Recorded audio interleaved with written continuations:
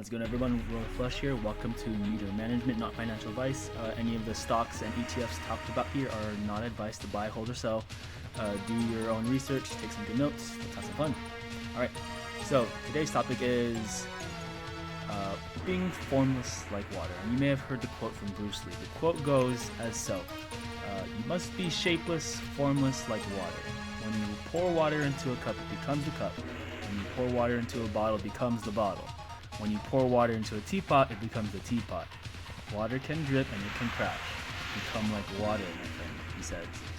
So this mentality here, it translates very well into trading. I only took 3 trades this week. I decided to stay back because there were a lot of catalysts from pretty much Tuesday to today.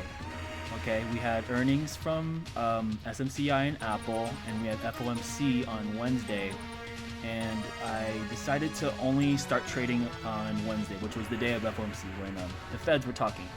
Okay, so let's go ahead and analyze a few things here. A few things as traders here. You want to just develop good habits. You really need to, whether it was a winning or losing trade, you have to be willing to explain why you did the things you did, okay? Because when you're in a trade, a lot of things can go through your mind and you may not be thinking straight. But once you're out of the trade, whether it was a winning trade or a losing trade, it really just becomes clear after the fact. It's so much easier to talk after the fact that a trade's over, with the things you did well and why you did the things you did, okay? So I only did 3 trades, and 2 of them were good trades, and one of them actually started out as a good trade but then went bad, and that's actually going to be the first one I talk about today, and that was the one I took on Wednesday on FOMC. So let's go ahead and look at my screen here and we'll review a few things. Okay, so here are the 3 trades we're going to look at. First, let's focus from the bottom to the top. All right, so I entered in here a credit spread, bull put spread on the triple Qs. Okay, we'll even look at this at the strikes. So I got in at the 427 and 428 strikes. So that means I wanted the share price of the triple Qs to go past 428. Okay, and I filled this in at 1144. All right. So let's go ahead and quickly look at the chart to see what happened at 1144, and then I'll also look at the close here. Okay, this one closed at 1230. Thing you gotta know about credit spreads is that on Robinhood they will automatically close at 12:30, and the reason why I waited to play this long on it is because this was a news related catalyst. Okay, literally news is being shown in front of the entire world, and it takes its effect on the market, and it's going to reflect when you see this in the chart. Okay, so I have on screen here the Wednesday of FOMC. Okay, as you can see, they're usually before these things. Here's typically how it goes. They normally announce the Fed rate hike, whether they are going to announce a hike or not, or do nothing at all, or announce a later date on it at 11 o'clock. All right.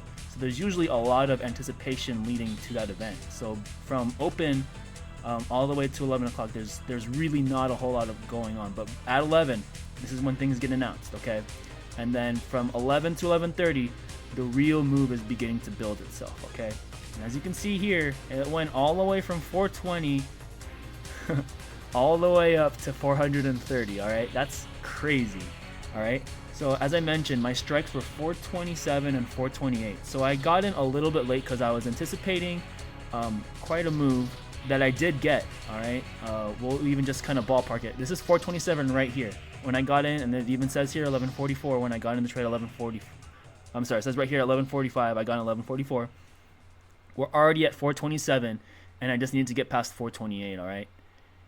I was playing for about $200 here, and look at this at the top here. Okay, and so now, just going on my strikes here, we're already well in it, and I'll be honest, I was busy. I was juggling stuff at work, and we got all the way out here up to 430. But I did not put a limit close on this to close this thing at profit. You know, that means I actually could have taken at least $100 on this. The value of my contracts, they were like they got picked up at 40 each. Okay, so if I had 5 of these, that means I'm playing for a potential total of about $200. And I vividly remember that it was at, these got to 0.20. So if I close it, put a limits up 0.20, it actually went to like 0.15. So it would have closed at that point for 50%. But as we can see here, I held this thing until 12:30, so it automatically closed. All right, and this honestly was a saving grace for me because it only resulted in a $30 loss. Let's go ahead and look at the chart one more time and see what happened after that time. Okay, crazy sell-off. Okay, literally right here. If I was able to monitor this trade a lot better, I should have just taken 50%, watch the rest happen. Okay, but remember, when waves come up, sometimes they come crashing down, and this move right here was to trap the people that were honestly just gonna hold things so bullishly on such a catalyst. So there was several ways you could have played this, okay, or at least in this case I could have played this. One, anticipate the run up. Also, just looking at the EMAs and the crossovers, there's already a cross, like I actually saw things were beginning to build up right here on Qs. So that means if this has happened on Qs, that's happening because of NVIDIA, your Apples, your market caps that have really big moves on triple Qs, and you could already see it building here. Okay, I could have actually gotten in way before, but I actually got in at 11:44, so I was already getting in as the move was already well set up. Okay, it got all the way up here, and this honestly should have been the sign to get out. I was not looking at my chart. I didn't see the wicks, because this wick right here should have been the warning sign to get out, like right now. But I held on. I felt confident that it was going to hold all the way till close, and in close as I mean 12:30. And literally right when 12:30 struck, this is when everything started dipping on Qs and everything else attached to it. So resulted in a $30 loss. Honestly, it could have been a whole lot worse. So it automatically closing at 46 was really much a saving grace. It made me take a step back, and it made me realize I really should just consider knowing when to take profits. Okay, so this comes to the part of adaptability. You have to be willing to adapt as a trader, and sometimes you don't want to have to go for holding all the way to 100% because you're not going to get 100% on these anyways. These are credit spreads. You're gonna get as close to like 99% as you can, but if $100 sounds like a lot to you, that's because it should. And to me, that would have been well enough for me to be happy on the day. Okay, so that's what happened on that trade. Let's go ahead and look at my other two trades on the week.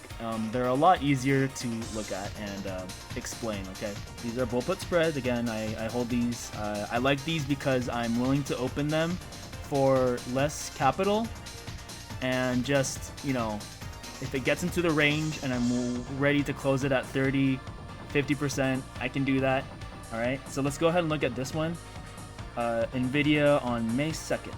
So sentiment was after FOMC that, you know, things started to look a little bit bad after the event, but things were building up because Apple reported earnings at close yesterday on Thursday, on the 2nd. Okay, so it looked like I got into this trade at playing for a credit of 265. Okay, so that's only one.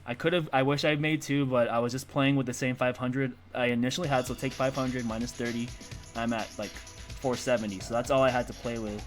So I left some in buying power, and I only wagered whatever the difference is between 5 and 265. Okay, so I only wagered 235 by doing this. Okay, and playing for $265. Let's go ahead and see what I closed at. Okay, so I closed this thing at 100. Okay, so 180. Okay, so when you're doing credit spreads, you take the initial buying power, or like, sorry, you take the initial worth that you're playing for and subtract the amount you bought to close for. Okay, so in this case, we would take 265 minus 180, and that actually becomes $85 profit. So this was a good trade. Let's go ahead and see how that translates into the chart right now. We have quite a range here. I opened up this NVIDIA put spread at the 850 and 845 strikes at 9:31. So let's go and see where 9:30 is. Okay, so 9:30, so right around here, and I was at the 8:45 and 8:50. So I already am leading slightly bullish on this because look over here, the 9 and 30 or 9 and VWAP already crossed over here, and it looks like the VWAP is acting as good support here. Okay, actually is really good support. It only dipped a little bit right here at 9:40, but pretty much then onward, the 9 EMA doesn't need to cross with the 30 EMA to get a big move. It just needs to, if it doesn't cross over with the 30, it'll actually just write it as support if it wants to test it. Okay, so actually there was not really a proper 9 and 30 EMA crossover. It was really the VWAP and actually getting over the 200 EMA here, which is the blue line. So if it's able to get over the blue line, that means there's really nothing in the way of this big move. So I got in at 9:31. When did I exit this play? I exited this play at 11:09. Okay, so a little less than 2 hours. Where were we by 11:09? By 11:09, we're right here at 8:50. So this thing's already well in the money. And I honestly just wanted to collect profits and not get too greedy. And honestly, it did work out. Happy that I was able to right the wrongs of yesterday, of the day before, and collect 85 bucks. So, hey, that's pretty good if you ask me. That was 32%. Not bad. So, like I said, I adapted to change here. I didn't wake up and be like, okay, I gotta make this up like right now. No, I kind of refreshed my mind and just waited for the move to happen. Okay, it already looked like it was building up quite a move, and it looked like that move is what I wanted. Okay, let's go ahead and look at the last trade here now. It should also be very cut and dry here. We're looking at the top one here. Now this was the biggest trade of the week. Very happy about this one.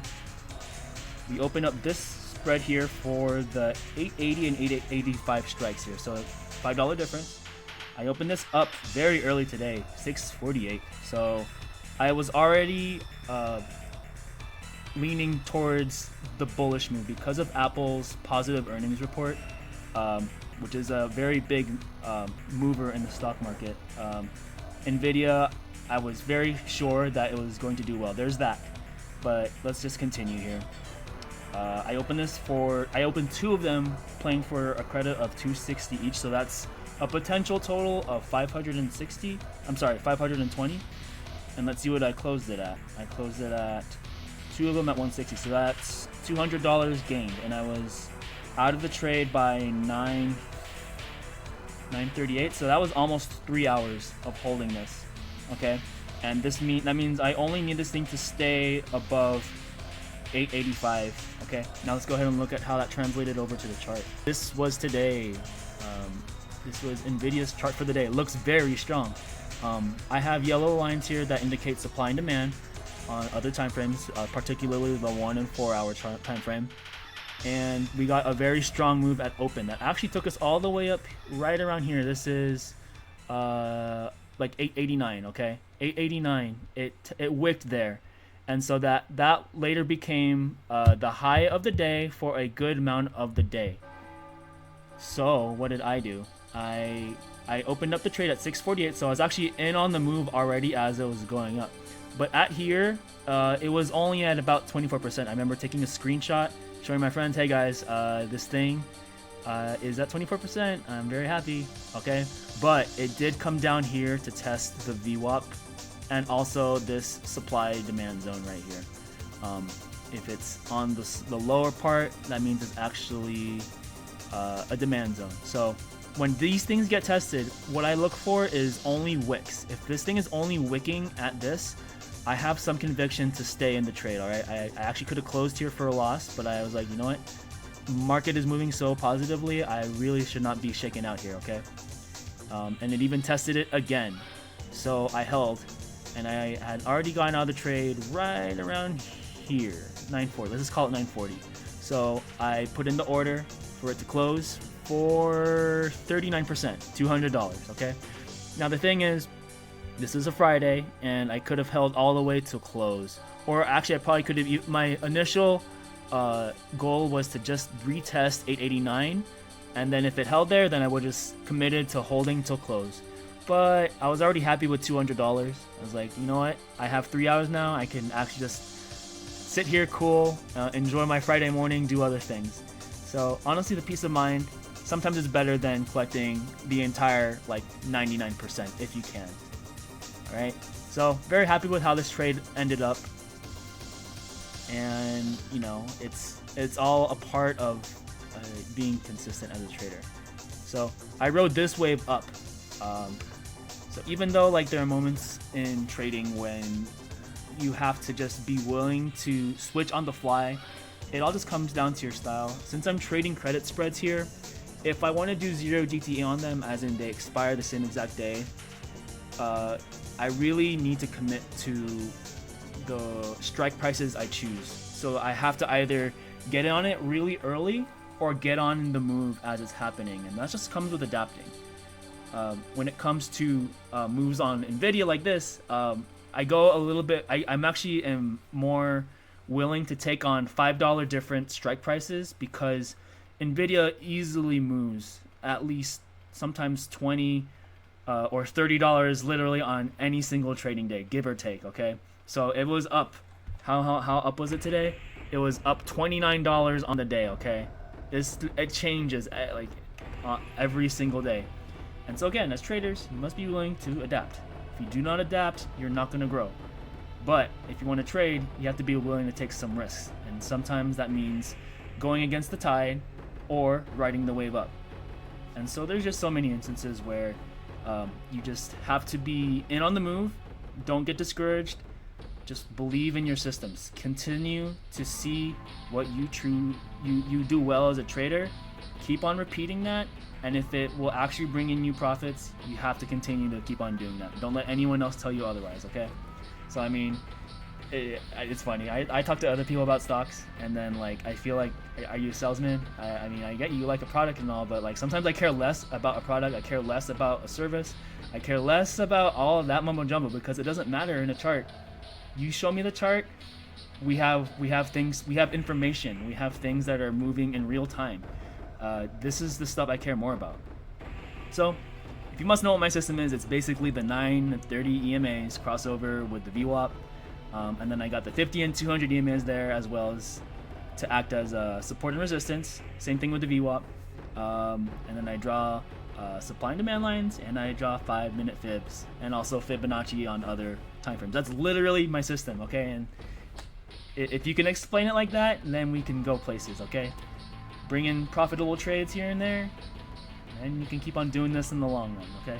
So anyways, you guys, let me know what you think. If you had any profitable trades in the last month or so, tell me all about it. Tell me what you like to trade or what strategies you're looking at.